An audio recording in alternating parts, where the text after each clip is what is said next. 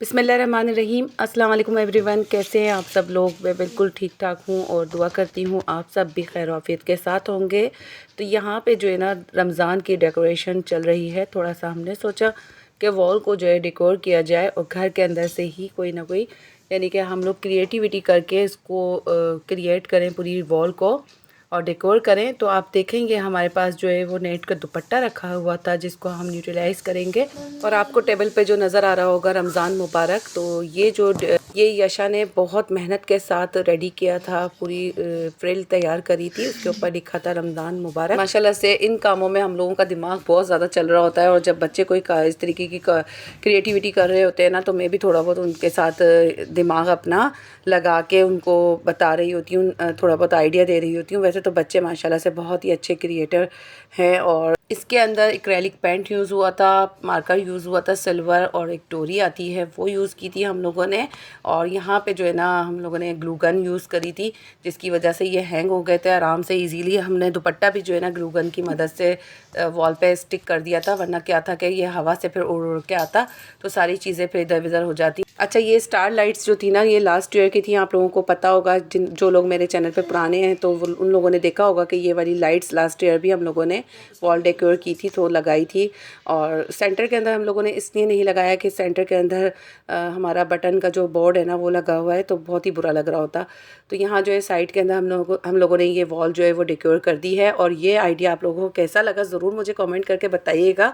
छोटी सी कोशिश थी और बहुत खूबसूरत लग रही थी, घर के अंदर एक रौनक सी आ गई थी और लग रहा था कि वाकई में हम लोगों ने रमज़ान मुबारक की जो है वो तैयारी की है। और छोटी छोटी सी इस तरीके की जो खुशियाँ होती हैं ना वो खुद ही अपने आप को सेटिस्फाई करने के लिए ज़रूर आप लोग किया करें। घर के अंदर बहुत ही अच्छी वाइब्स आती हैं, आपके अंदर पॉजिटिविटी आती है, बच्चों के अंदर बहुत खुशी होती है, चेहरे पे उनके देखने वाली एक यानी कि चमक सी होती है। तो ज़रूर जो है ना छोटे छोटे से त्यौहार इस तरीके से सेलिब्रेट करके घर के अंदर ही हम घर में ही तैयारी ज़रूर किया करें। छोटी छोटी सी खुशियों से यही होता है कि बच्चे और आप लोगों के आपस के अंदर मोहब्बत बढ़ती है।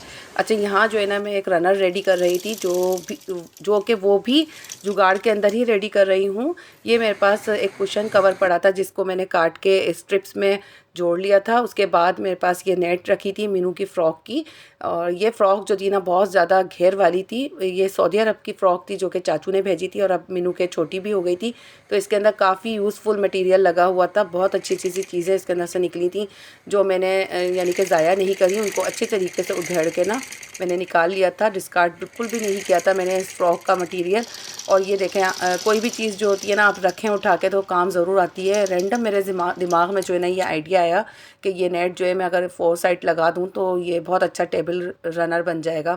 क्योंकि हमें यही था कि ये जो पीस था ना ये हम रख रहे थे तो बहुत ओट सा लग रहा था, क्योंकि इसके चारों तरफ जो नहीं बनी हुई थी। तो फिर मैंने यही कहा कि लेस लग जाती तो बहुत ही अच्छा लगता। फिर मेरे दिमाग में यही आया कि मैंने नेट अभी कुछ दिन पहले मीनू की फ़्रॉक से उधेड़ के रखी थी और ये नेट जो है लगाई जाए तो बहुत ही खूबसूरत लगेगी। तो मैंने यहाँ पे जो है ना ये वाली नेट 4 साइड लगाई थी और इसके कॉर्नर्स इस तरीके से मैंने स्टिच कर दिए थे। पीछे का जो तिकोन पीस होता है उसको कट कर दिया था ताकि सफाई सी आ जाए।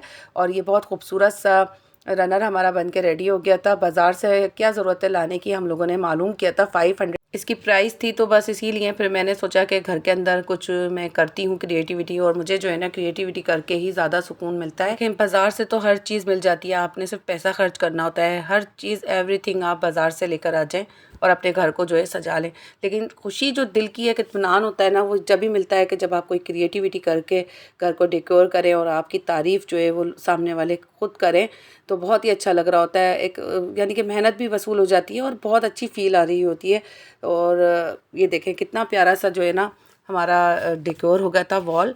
और यहाँ पे जो है बस वॉल डेकोर करते करते पता ही नहीं चला, सहरी का टाइम करीब आ गया था और बहुत ही खुशी हो रही थी। हम लोगों ने लाइट्स खोल के लाइट्स बंद करके सारी इसकी थीम एंजॉय की और बहुत मज़ा आया, बच्चे बहुत खुश हो रहे थे।